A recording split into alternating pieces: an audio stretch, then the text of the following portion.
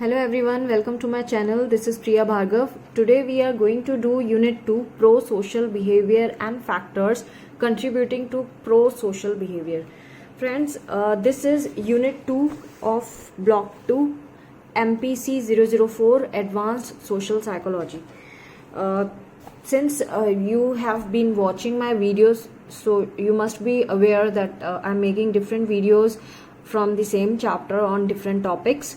सो इस बार भी हम इस चैप्टर के लिए भी यही करने वाले हैं. इस यूनिट का कुछ सेक्शन मैं इस वीडियो में कंप्लीट करूंगी और बाकी का चैप्टर का सेक्शन मैं दूसरे वीडियोस में कंप्लीट करने वाली हूँ.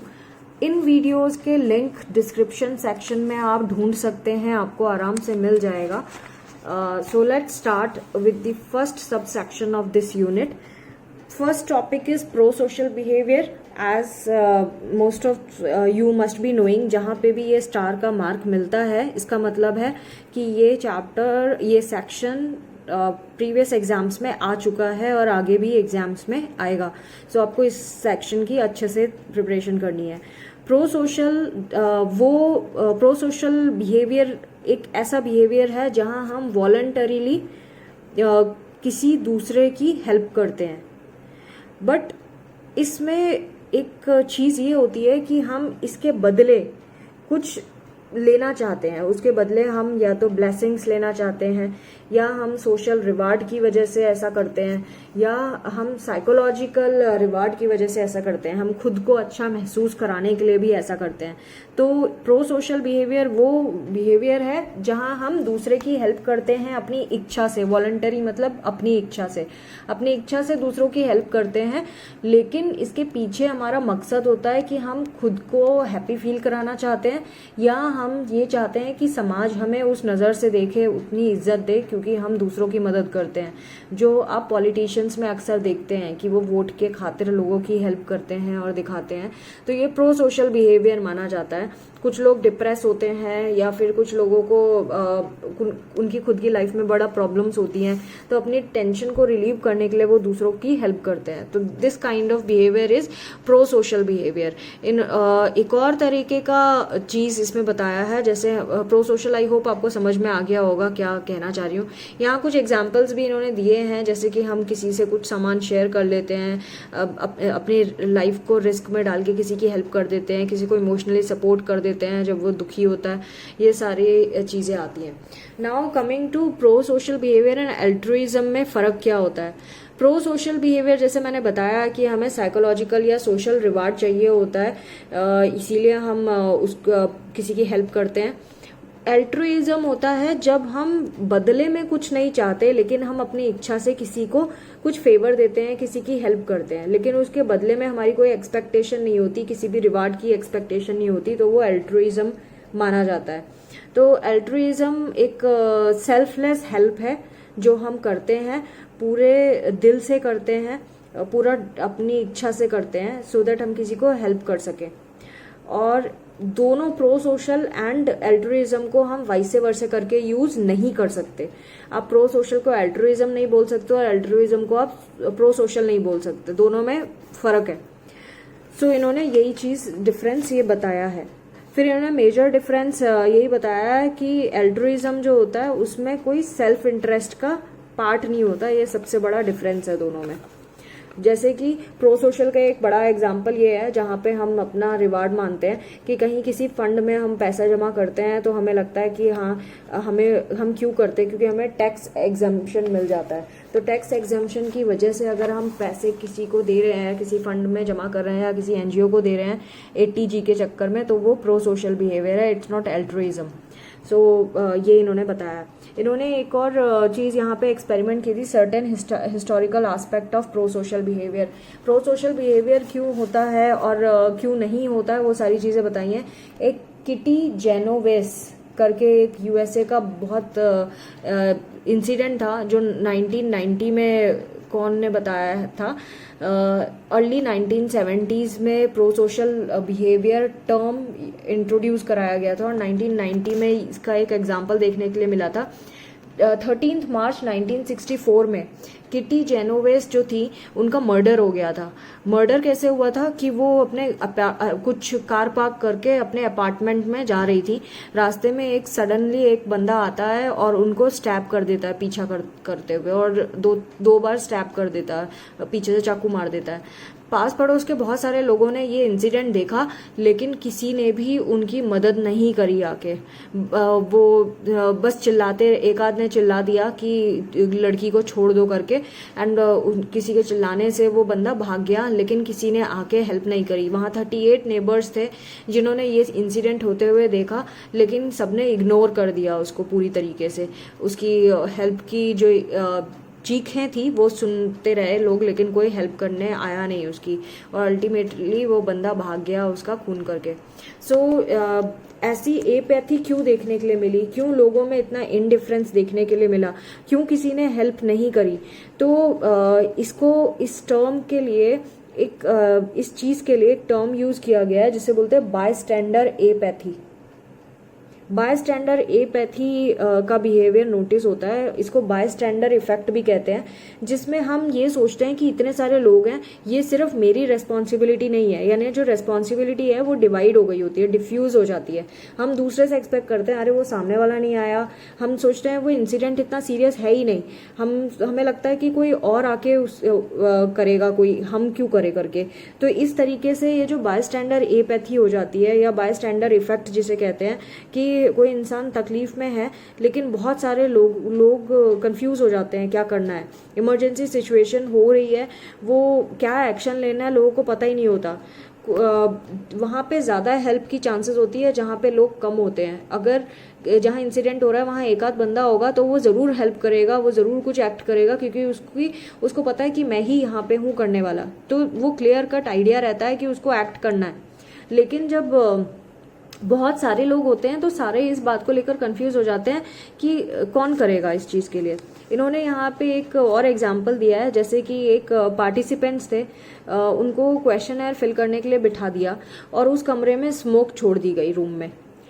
तो जहाँ पे बहुत सारे पार्टिसिपेंट थे वहाँ पे ये बहुत सारे पार्टिसिपेंट का मैं बाद में बताऊंगी, पहले मैं ये बताती हूँ। अगर कोई एक सिंगल पार्टिसिपेंट जब वहाँ पे कर रहा था और स्मोक छोड़ दी गई तो 75% टाइम ऐसा हुआ कि बताया गया कि यहाँ पे स्मोक है कमरे में। लेकिन वही चीज़ अगर ग्रुप में की गई चीज़ और स्मोक छोड़ दी गई तो 38% पार्टिसिपेंट्स ने ये कंप्लेन की कि रूम में स्मोक हो रही है। अगेन अगर ये एक एक्स्ट्रा एक्सपेरिमेंट किया गया जहाँ पे ग्रुप में थे लोग, लेकिन एक दो को छोड़ के बाकी सारे कन्फिडरेट थे, मतलब कन्फिडरेट्स का मतलब एक्सपेरिमेंटर से मिले हुए थे, यानी उनको दिख रही है स्मोक लेकिन वो कंप्लेन नहीं करेंगे, वो चुप करके बैठेंगे।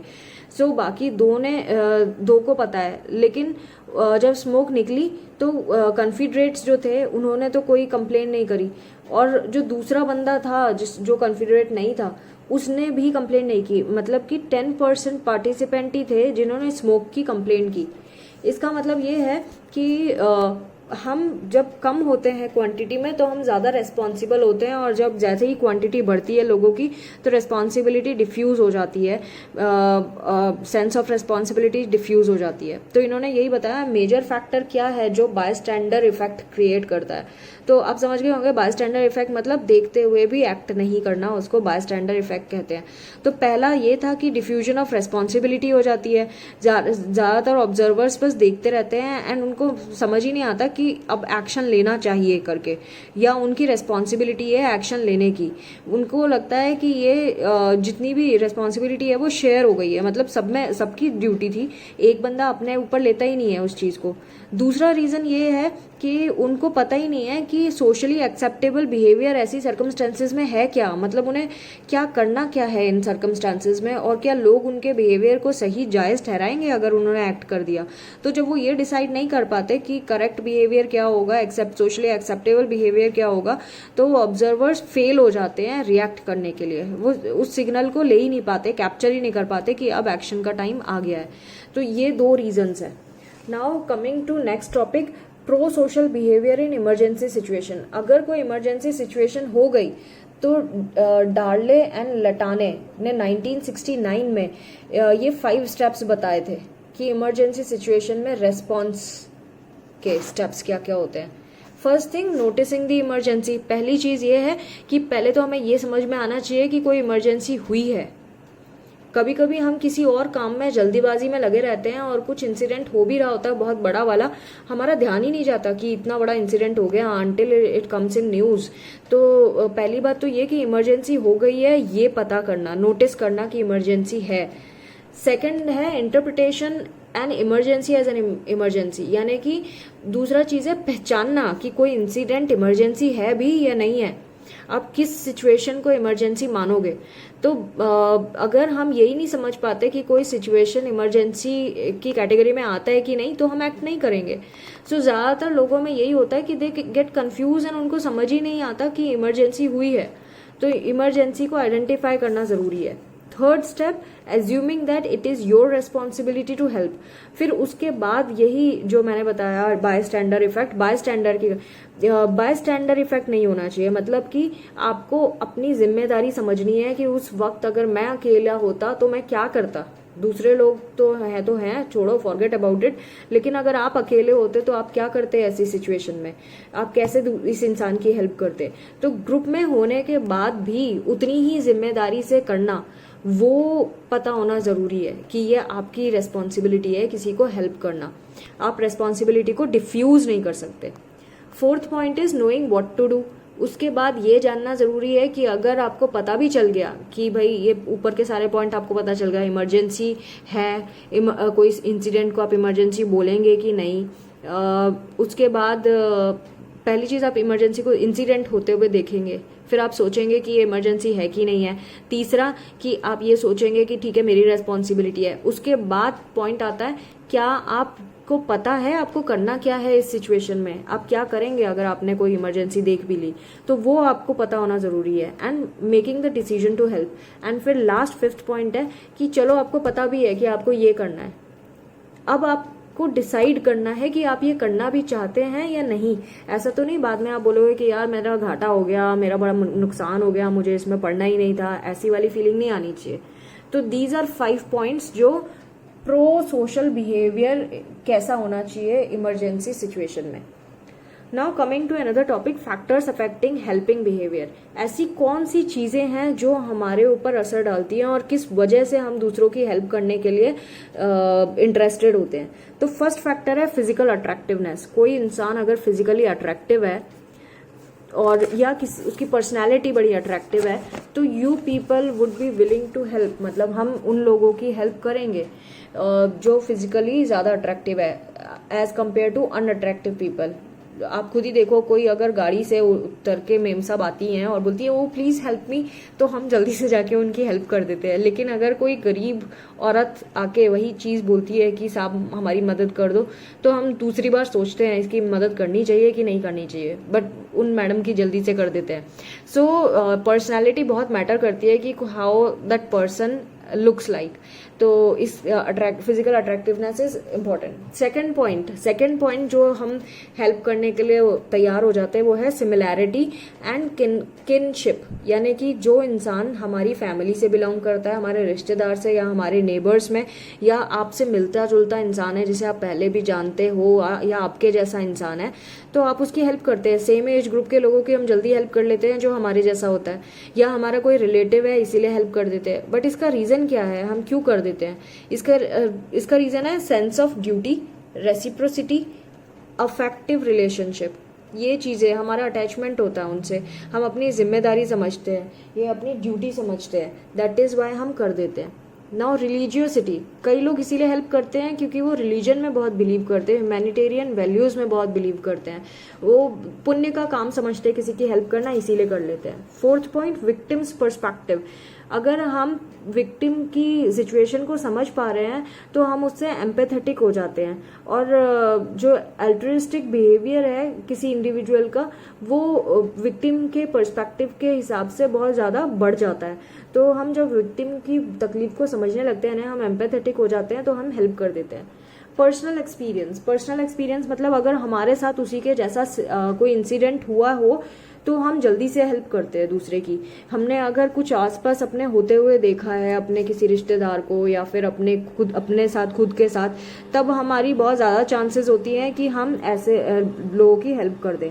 आइडेंटिफाइबल विक्टिम इफेक्ट, यानी कि अगर हमें पता है कि वो जो विक्टिम है उसको आप देख पा रहे हैं, उसकी पिक्चर आपने देख ली, उसका फेस देख लिया, उसकी चोट को करीब से देख लिया, तो जब ऐसी चीजें आप बहुत नजदीक से देख लेते हैं या फिर कोई कैंपेन चला दिया लोगों ने, तो जिनको आप आइडेंटिफाई कर पाते हैं उनकी आप ज्यादा हेल्प करते हैं एज कम्पेयर टू जिनकी आप आइडेंटिफाई नहीं कर पाते, जिनके बारे में आपको कुछ नहीं पता होता। कोई ऐसे आके बोलता है मैम डोनेशन दे दीजिए ब्लाइंड्स के लिए, तो शायद आप नहीं देंगे, लेकिन अगर आप किसी एनजीओ में जाते हैं वहां पे आप ब्लाइंड्स को नजदीक से देखते हैं तो आप फिर भी दूसरी बार सोच लेते हैं कि चलो डोनेशन दे देना चाहिए। आई एम सीइंग कि they are suffering and they have problems, so this is how we deal with. Next 7th point है एट्रीब्यूशन कंसर्निंग विक्टिम्स रिस्पॉन्सिबिलिटी, यानी कि जो डिजर्विंग है, मतलब विक्टिम की जो एट्रीब्यूट्स हैं या उनकी कैरेक्टरिस्टिक्स हैं उनको देख के हम डोनेशन देते हैं। यानी कि वो बंदा जिसको आप डोनेशन देना चाहते हैं या जिसकी हेल्प करना चाहते हैं वो डिजर्विंग भी है हेल्प के या नहीं। सो ये मैटर करता है कि जैसे अभी रिसेंटली मेरे साथ एक इंसिडेंट हुआ, एक लड़का अच्छी खासे फैमिली से बिलोंग करता हुआ दिखाई दे रहा था और आके मेरी मम्मा से बोलने लगा कि आंटी मुझे है ना पैसा नहीं चाहिए लेकिन मुझे कुछ चावल दिला दो। So we were just amazed to see कि if he seems to be from a good family, why he is asking money? So हम उसको नहीं देंगे, हम सोचेंगे कि यार ये तो अच्छा खासा फैमिली से दिख रहा है, why he is asking for this thing? And again अगर वही कोई गरीब बच्चा छोटा फटे कपड़ों में दिख जाता है जिसको हम जान रहे हैं, हम रोज देख रहे हैं उसको वहीं आसपास भटकते हुए या कुछ मजबूर देख रहे हैं, तो हम उसकी मदद कर देंगे। तो जो इंसान या कोई स्पेशली एबल्ड ऐसा है जो तकलीफ में है तो हम उसकी ज्यादा मदद करेंगे। कोई ब्लाइंड है जिसको रोड क्रॉस करना है हम उसकी ज्यादा मदद करेंगे एज कम्पेयर टू उसकी जो बिल्कुल हमें फिट एंड फाइन दिख रहा है। सो उसके एट्रीब्यूट्स बहुत मैटर करते हैं। Next is positive friend influence, यानी अगर हमारा फ्रेंड सर्कल कैसा है, अगर हमारे साथ के लोग कुछ प्रो सोशल वर्क करते हैं तो हम भी उनके साथ वैसा सीख जाते हैं और हम करने लगते हैं। अगेन जेंडर यानी कि फीमेल्स जो हैं ज्यादा तैयार होती हैं as compare to males pro social behaviour में। लेडीज हर जगह पे पहले आती हैं हेल्प के लिए एज कम्पेयर टू मेल्स, और मेल्स जो हैं वो किस तरह से हेल्प करेंगे, हीरोइक वे में करेंगे, किसी को प्रोटेक्ट करना, किसी से फाइट करना। एंड फीमेल्स हेल्प करती है नर्चरेंट की तरह, मतलब खाना दे देना, पैसे पकड़ा देना, लाइक दैट। तो और औरतें ज्यादातर लॉन्ग टर्म कमिटमेंट करती हैं। Now 10th point is age matter करता है। जैसे जो इन्होंने एक एक्सपेरिमेंट किया था जिसमें अलग अलग अंडर 13, अंडर 15, अंडर 17 वालों के ऊपर किया था ये वाला एक्सपेरिमेंट। तो इन्होंने देखा कि जो ओल्डर एडोलेसेंट्स थे वो बहुत कम प्रो सोशल थे as compare to younger ones. और लेकिन धीरे धीरे टाइम के साथ जैसे जैसे आप एडल्ट होते जाते हो तब उसके बाद आपकी ये चीजें बढ़ती जाती हैं, आप सिंपैथेटिक होना शुरू कर देते हैं। एंड कई लोगों की तो एज के साथ भी नहीं चेंज होती, सिंपैथेटिक बिहेवियर वैसी की वैसी रहती है। Now coming to personality matter करता है कि आपका प्रो सोशल बिहेवियर है कि नहीं है। जैसे कि जो सोशेबल लोग होते हैं वो लो शाइनेस उनमें कम होती है, एक्सट्रोवर्ट होते हैं, एग्रीएबल होते हैं, ऐसे लोग जल्दी हेल्प करते हैं एज कम्पेयर टू जो वैसे नहीं होते हैं। तो जिनमें सेल्फ एफिकेसी देखी जाती है ना, जिनको खुद पे बिलीफ होता है कि वो कुछ कर पाएंगे, तो उनमें वो ज़्यादा ऐसे होते हैं जो हेल्प करेंगे दूसरों की। सो ये कुछ वेरिएबल्स हैं पर्सनालिटी का, हमेशा नहीं बट ये पर्सनालिटी के वेरिएबल हैं जिसमें आप देखेंगे कि लोग हेल्प करते हैं। तो जो लोग एग्रीएबल इंडिविजुअल होते हैं, पर्सनालिटी ट्रेट्स में हमने पढ़ा था एग्रीएबलनेस मतलब कि जो आपकी बात को रेस्पेक्ट करते हैं, सब सामने वाले की प्रॉब्लम को समझते हैं, अपनी अपनी नहीं लगाते। सो जिनमें लो एग्रीएबलनेस कम होती है वो कम हेल्प करते हैं, प्रो सोशल कम होते हैं। Now coming to last topic, effects of positive moods, feel good do good. तो अगर आपका पॉजिटिव मूड है, आपका अच्छा मूड है, तो आप बहुत ज़्यादा चांसेस है कि आप हेल्प करेंगे। यानी कि इफ़ यू नीड हेल्प, तो जो लोग खुश दिख रहे हैं उनके पास जाइए, वो जल्दी आपकी हेल्प करेंगे। वो ऐसा क्यों करते हैं? जो अच्छे मूड वाले आपकी हेल्प क्यों कर देते हैं जल्दी से? गुड मूड वाले हेल्प इसीलिए करते हैं क्योंकि अगर आपका गुड मूड है तो वो सिंपैथेटिक वे में आपको समझेंगे। दूसरा, वो उनका जो गुड मूड है वो और ज़्यादा बढ़ जाता है जब वो किसी की हेल्प करते हैं, और अगर हेल्प नहीं करते तो वो डिफ्लेट हो जाता है, मूड खराब हो जाता है।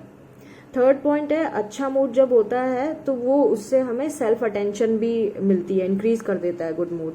और इस इन टर्न हम क्या करते हैं, हमारा जो बिहेवियर है अपनी वैल्यूज और बिलीव्स के लिए वो भी अच्छा हो जाता है, हमारी वैल्यूज और बिलीव्स पॉजिटिव हो जाते हैं।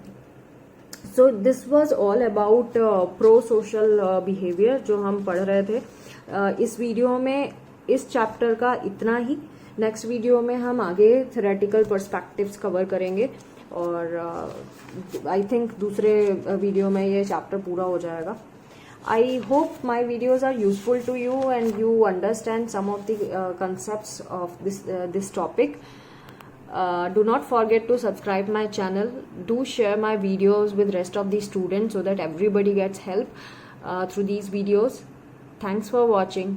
Take care. Bye bye.